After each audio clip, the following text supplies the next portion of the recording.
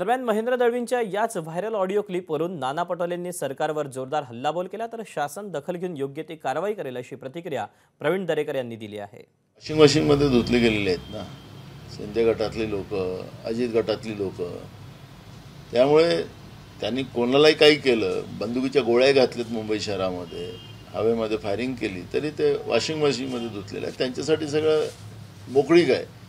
महाराष्ट्रामध्ये आज अराजकता भाजप सरकारने निर्माण करून ठेवलेली आहे. त्याचाच परिणाम आहे की अधिकाऱ्यांना सत्ता पक्षातले आमदार मंत्री ज्या पद्धतीनं धमकवतात, हे चित्र रोज पाहायला मिळतं.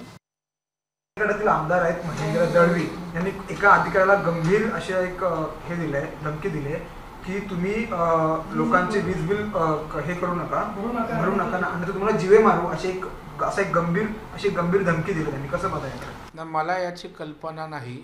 अशा प्रकारची गंभीर दखल असेल तर शासन स्तरावर त्या ठिकाणी योग्य ती दखल घेऊन या संदर्भात काय कार्यवाही असेल ती करतील.